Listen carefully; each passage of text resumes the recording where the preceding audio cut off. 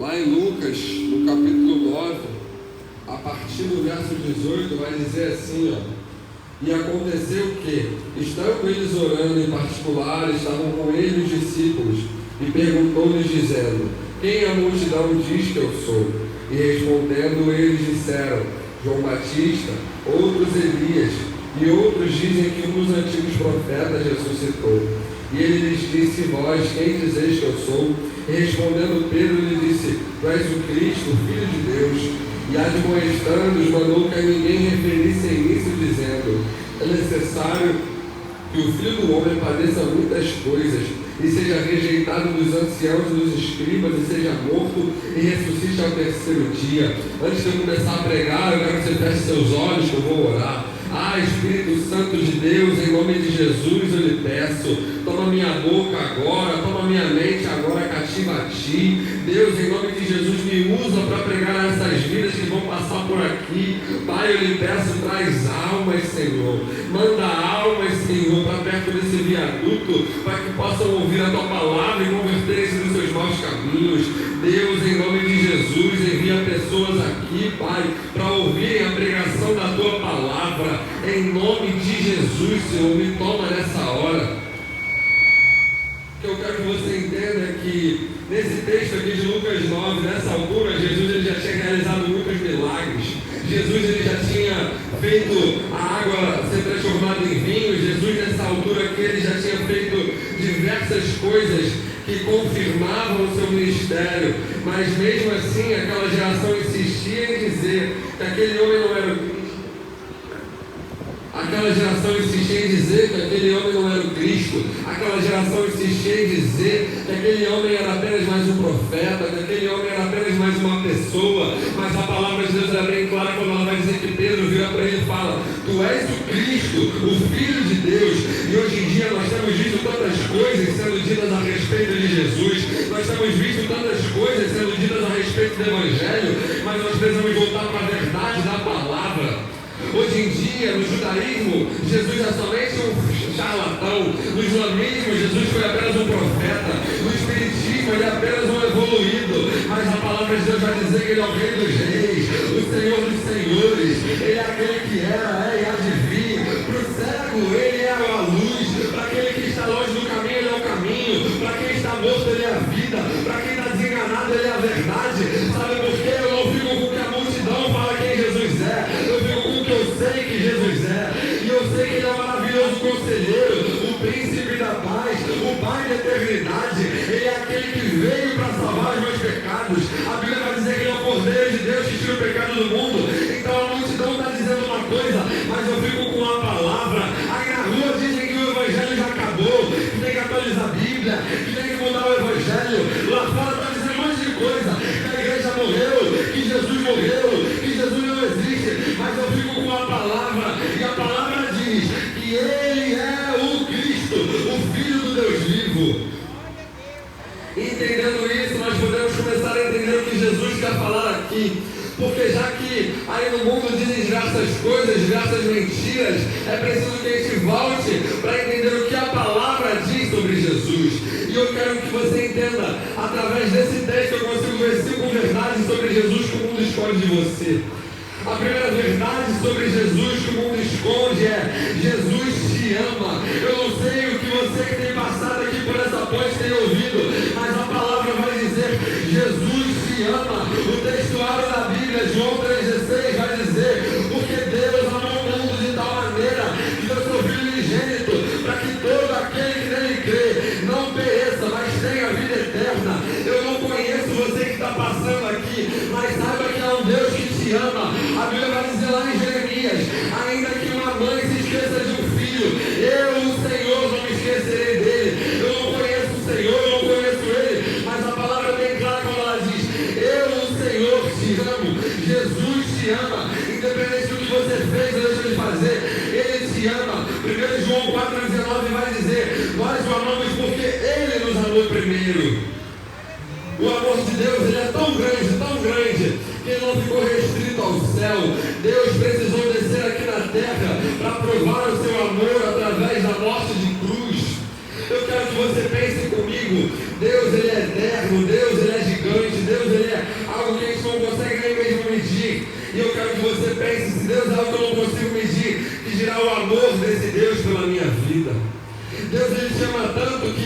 Se ele chamasse só um pouco, ele ficava lá no céu, mas ele chama tanto que ele desceu do céu, ele veio aqui na terra e ele morreu numa cruz por você.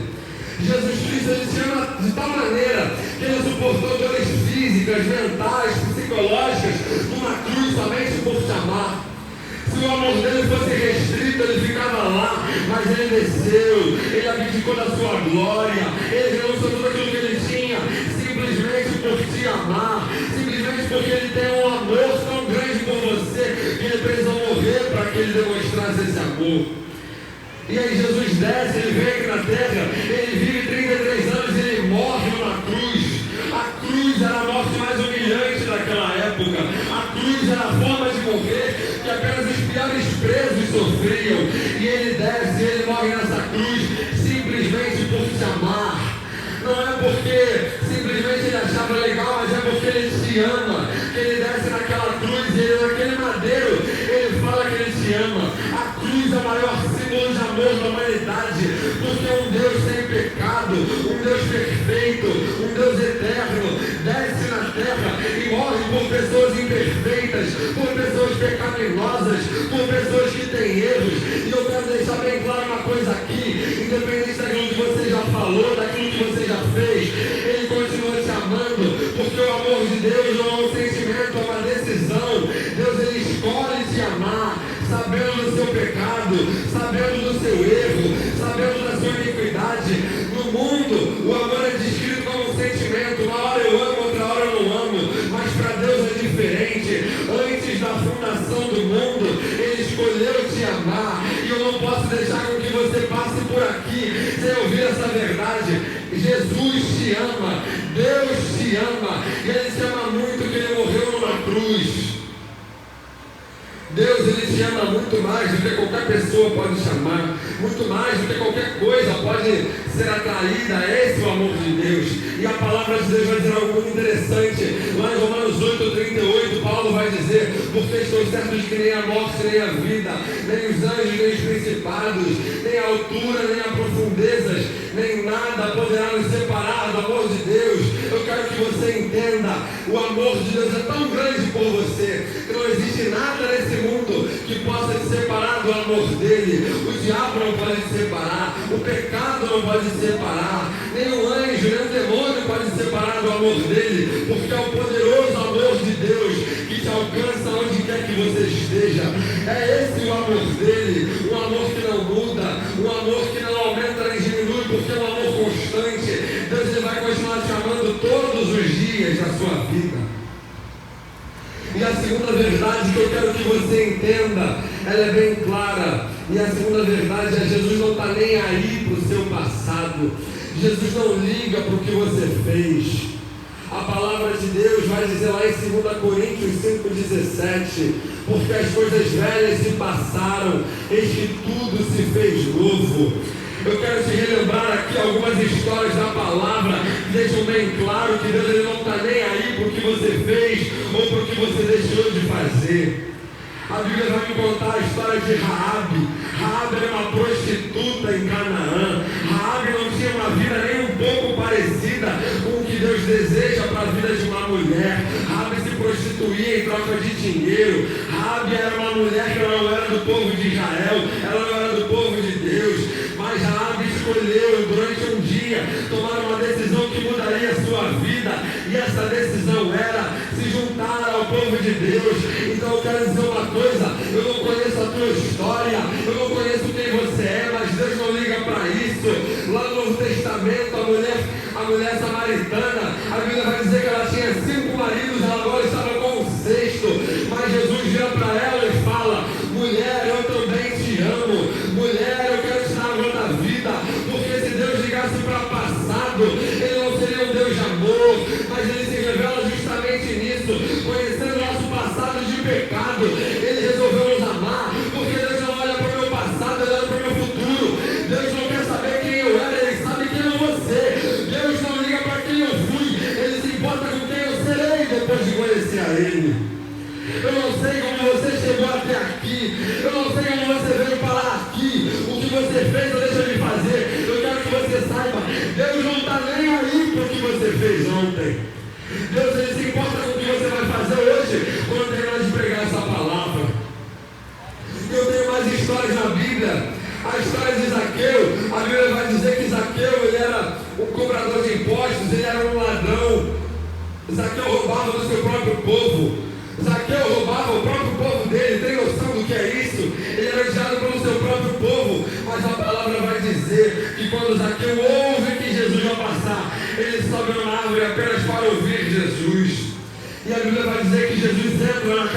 Zaqueu.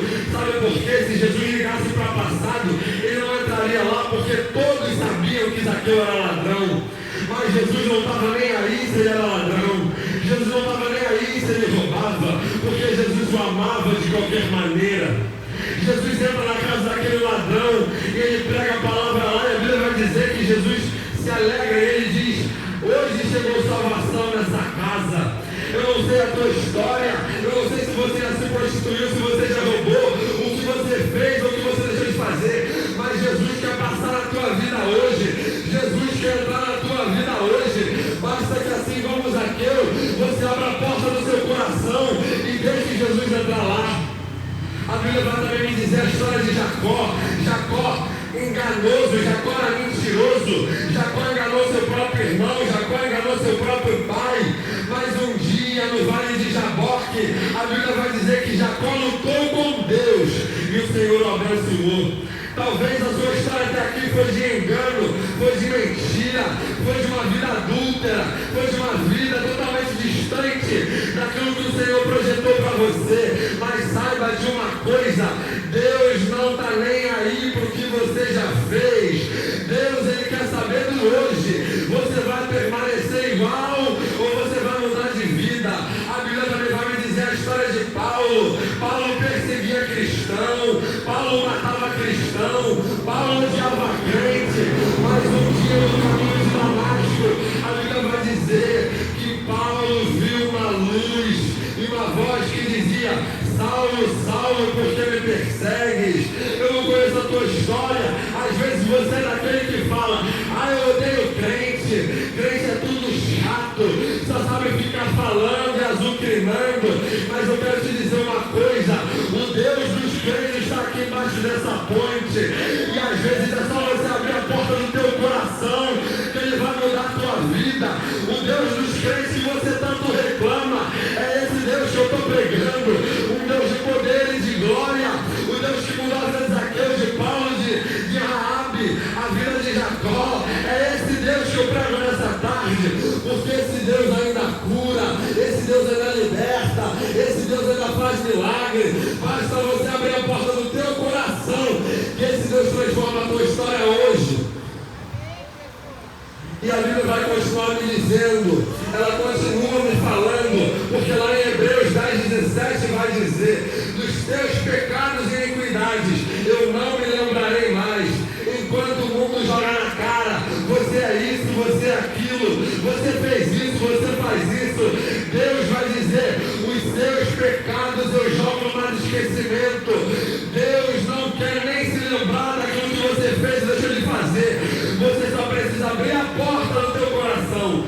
Ele transforma a tua história, Ele muda a tua vida, Ele coloca no lugar aquilo que está fora do lugar, Ele faz aquilo que ninguém pode fazer, porque Deus transforma a história.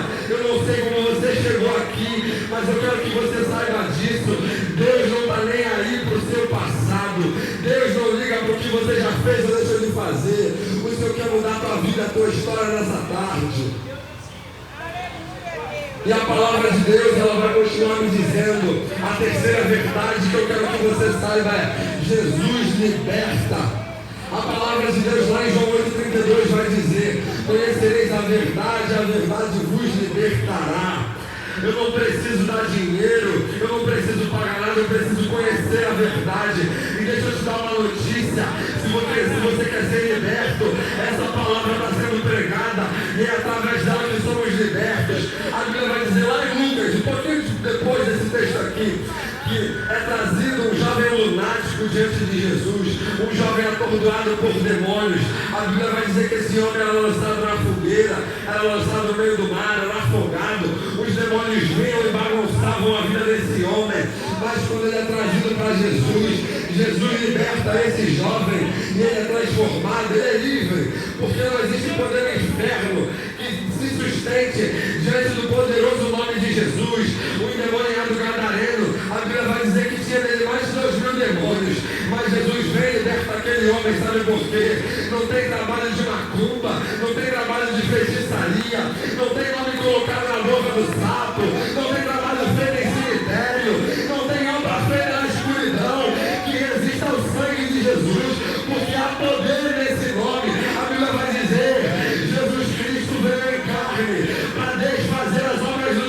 diabo, trabalho de feitiçaria quebrado, trabalho de macumba quebrado, nome colocado, branco de voodoo quebrado, nome feito para morte, todo trabalho feito de encantamento e de magia, esse nome quebra, não há poder maior do que o poder do nome de Jesus. Se foi feito algum trabalho aqui nessa região, nós quebramos agora, em nome de Jesus. A penha é tua, Jesus. Esse viaduto é teu, Senhor. Ah, Jesus, esse lugar não vai ser mais conhecido como lugar de tráfico de drogas, como lugar de morte, mas como lugar de salvação. Ô Espírito de Deus, liberta a penha das garras de Satanás, liberta a penha das garras do demônio. E a Bíblia vai me dizer que esse Jesus que liberta, ele não liberta simplesmente alguém que precisa de algo pouco ou algo grande, ele liberta de tudo. Basta você conhecer Jesus e você será liberto. Jesus, ele é o mesmo, ele não mudou. Jesus liberta do vício da droga, do vício da bebida, do vício da prostituição, da pornografia, porque o mesmo Deus que libertava ontem, liberta hoje. Basta você abrir a porta do teu coração e ele te liberta. Bebida nenhuma mais poderosa que Jesus, droga nenhuma mais poderosa que Jesus, prazer nenhum mais poderoso que Jesus, porque o Deus que fez ontem faz hoje. Abre a porta do teu coração e ele te liberta. Ele liberta. Jesus não mudou, ele continua libertando. A Bíblia vai dizer que Maria Madalena tinha sido liberta de 7 demônios e depois disso ela começa a andar e ela segue no ministério com Jesus. Sabe por quê? Quando Jesus liberta, ele não deixa apenas a pessoa parada, ele liberta e transforma a vida daquela pessoa. Se antes bebia, agora vai pregar. Se antes usava droga, agora vai evangelizar. Aquele que era viciado, ele liberta, ele coloca na obra. Quantos e quantos casos nós temos? Pessoas que eram viciadas na droga, na bebida, no sexo, na prostituição, e Jesus libertou e colocou no altar, porque Deus, ele é fiel para concluir a obra. Se ele liberta, ele vai lá e conclui, ele levanta, ele coloca lá em cima, para que o teu testemunho seja gerado. Se você permitir que ele entre na tua vida hoje, ele te liberta de qualquer coisa. Vício na droga, vício na bebida, ele liberta. Basta você tomar uma decisão, que ele muda a tua história nessa tarde. Eu não saio do recreio para falar o que eu acho, eu saio para pregar a palavra, porque conhecereis ela e ela vos libertará. Ela transforma, ela liberta, ela dá o conhecimento ao homem de que Deus pode transformar a tua história. A quarta verdade que eu preciso que você saiba é que Jesus salva. Jesus, ele não veio apenas para libertar, para curar, porque ser liberto e depois voltar para uma vida de pecado não adianta de nada. Jesus, ele liberta para salvar. Jesus Cristo se manifestou em carne para desfazer as obras do diabo, e quando ele desfaz as obras do diabo, ele dá ao homem a chance de se salvar. Lá em Romanos 3,23 vai dizer: porque todos pecamos e destituídos fomos da glória de Deus. Todos nós aqui somos pecadores, todos nós aqui não merecemos o céu, todos nós aqui não merecemos esse sangue, esse céu, essa graça. Nenhum de nós merece, mas é pelo sacrifício dele que nós somos salvos. Se Romanos 3,23 vai dizer que nós fomos instituídos da glória, o 6,23 vai dizer que nós temos a salvação através de nosso Senhor Jesus Cristo, porque Jesus Cristo, ele veio, ele morreu para que nós pudéssemos ser salvos. Eu não sei o que você tem passado, eu não sei o que você tem enfrentado, mas saiba que é um Deus que te salva. E talvez você esteja se perguntando: salva do quê? Jesus, ele veio para salvar do inferno. O inferno não foi feito nem para mim, nem para você. O inferno foi feito para o diabo e seus demônios. Nós só vamos para lá se nós continuarmos numa vida de pecado, porque Jesus Cristo morreu para nos salvar do inferno, para nos salvar dessa vida de pecado, para nos salvar da condenação eterna. Eu não te conheço, mas saiba que se você continuar nessa vida de pecado, se você continuar vivendo distante daquilo que Deus projetou para a tua vida, você vai, infelizmente, estar longe de Deus, estar longe do céu. Você está caminhando para o inferno. Sabe o que é interessante? A Bíblia Bíblia vai dizer que a porta para o inferno é a porta larga, sabe por quê? O inferno é tão ruim que o caminho até lá tem que ser agradável. O inferno é tão péssimo que o caminho até ele tem que ser pelo menos prazeroso. Porque você imagina, se o caminho para o inferno fosse ruim, ninguém entraria. Se o caminho para o inferno fosse difícil, ninguém estaria nele. Mas o caminho para o inferno é tão bom, pecado é tão bom que as pessoas gostam dessa vida. Mas eu quero te dizer uma coisa: o pecado só é bom aqui na terra, a bebida só é bom aqui na terra, o sexo só é bom aqui na terra, a droga só é bom aqui na terra. Porque depois dessa vida, tudo isso só leva para um lugar, o inferno. E deixa eu te dizer uma coisa: Deus não quer que você vá para o inferno. Deus ele quer salvar a tua vida. É por isso que ele morreu na cruz, porque ele quer salvar a tua vida. Muito mais importante do que te dar bens, do que te dar casa, do que te dar bens materiais, dinheiro. Ele quer salvar a tua vida. Jesus não desceu, não morreu para que você seja milionário. Ele desceu para que você possa ser salvo. Jesus ele desceu para salvar a tua vida. E se você tomar uma decisão hoje, ele salva a tua vida. Não sou eu quem faço, é Jesus quem salva. Jesus é quem salva. E deixa eu te dizer uma coisa: não importa o estado que você chegou aqui agora, Jesus pode te salvar. A Bíblia vai dizer que quando ele está na cruz, do lado dele tem dois ladrões. Um prefere ficar debochando de Jesus, enquanto o outro se arrepende e fala: Mestre, reconheço que tu és o Cristo. E a Bíblia vai dizer que Jesus vira para ele e fala: ainda essa noite estarás comigo no paraíso. Eu não conheço a tua história, eu não conheço o que você fez até agora, mas saiba de uma coisa: Jesus pode salvar a tua vida, Jesus pode mudar a tua história. Você só precisa tomar uma decisão: abrir a porta do teu coração. Moço, eu não te conheço, mas Jesus pode salvar a tua vida. Jesus pode transformar a tua história. E a última verdade sobre Jesus que a palavra me diz é: Jesus voltará. Jesus voltará. O que eu preguei aqui até aqui agora é porque eu tenho uma certeza: Jesus vai voltar. Todos nós ouvimos isso desde que somos pequenos. Jesus está voltando, Jesus está voltando. Mas deixa eu te dizer uma coisa: nunca foi tão real a volta de Jesus como tem sido agora. Nunca houveram tantos sinais como tem sido agora. A volta dele nunca esteve tão próxima como esteve agora.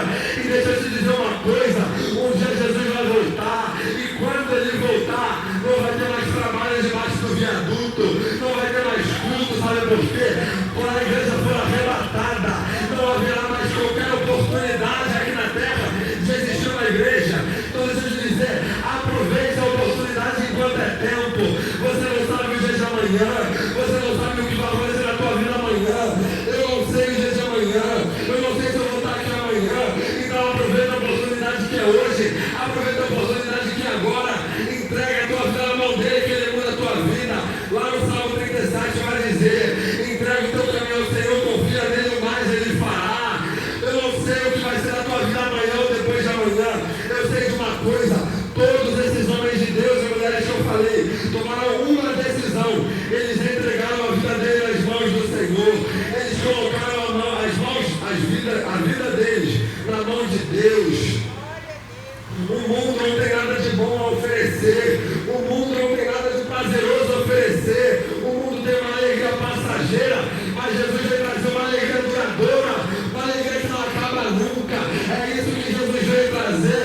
Eu não vim aqui pregar abobrinha para você. Eu vim aqui pregar o Deus que cura, salva, transforma, liberta e batiza com o Espírito Santo. Eu não conheço a tua história, mas eu sei algo hoje. Esse Deus que eu preguei, ele te ama. Ele morreu numa cruz para te salvar. Ele liberta, ele transforma e ele vai voltar. E eu preciso deixar bem claro: Jesus não está nem aí por que você fez. Eu preciso ir embora para minha casa aqui, sabendo que você ouviu isso. Jesus te ama, Jesus te ama, Jesus te ama. Deus te ama. Se ele não te amasse, você não estava aqui essa hora ouvindo essa palavra. Jesus te ama. Jesus tem um propósito na tua vida. Você sabe disso, você não vê aqui à toa. Nada nem para você estar vivo, meu amigo, e você sabe disso. Mas ele trouxe nessa tarde que ele quer mudar a tua vida. Você não veio aqui à toa. Eu não saio do recreio à toa. Jesus quer transformar a tua vida nessa tarde. Jesus quer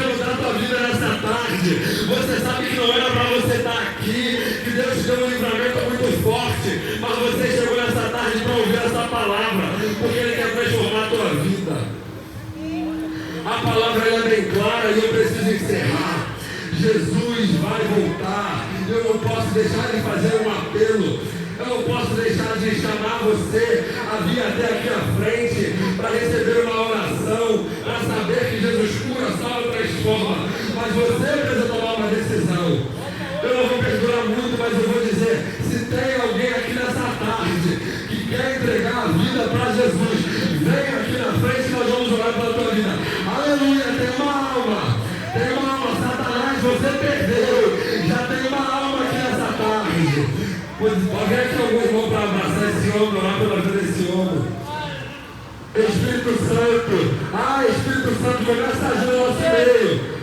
Meu Jesus, se a minha voz chega até você e você se sentiu tocado por essa palavra, vem até aqui que nós vamos orar pela tua vida. Em nome de Jesus, saiba de uma coisa, Jesus vai voltar. Você não sabe o dia de amanhã, você não sabe o que acontecerá amanhã. A Bíblia vai dizer que certo homem tinha preparado todas as suas coisas, ajuntou muitos tesouros, e no dia que ele estaria na festa, a Bíblia vai dizer que ele faleceu. Eu não sei o dia de amanhã, você não sabe o dia de amanhã. Então entrega a tua vida para Jesus hoje. Pode ser o último dia hoje. Vamos orar pela vida desse homem. Qual é o teu nome, mano? Marcos. Guarda a tua vida. Senhor Jesus, eu te entrego a vida do Marcos nessa tarde. Espírito Santo, eu lhe entrego a vida dele nessa hora. Espírito Santo de Deus, toca no Marcos agora. Lava ele agora com teu sangue. Jesus, se há algum espírito maligno que se apossou do Marcos, que fez o Marcos, que atormentou o Marcos, nós te damos uma ordem. Seja liberto agora em nome de Jesus. Seja liberto agora em nome de Jesus. Liberta Marcos nessa tarde, Deus. Em nome de Jesus, Senhor. Escreve o nome dele no livro da vida, Jesus. Liberta Marcos em nome de Jesus. Diabo, solta a vida dele. Satanás, larga ele, porque o Marcos agora é teu, Deus. O Marcos agora é de Jesus. O Marcos agora é de Jesus. Transforma o Marcos nessa tarde. Liberta o Marcos nessa tarde. Coloca o nome dele no livro da vida. Faz a tua vontade na vida do Marcos.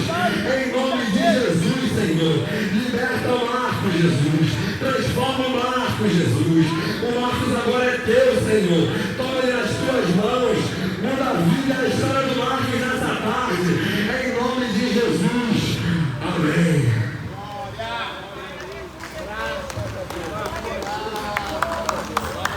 Aleluia, aleluia. Mais uma alma para o céu. Glória a Deus, aleluia.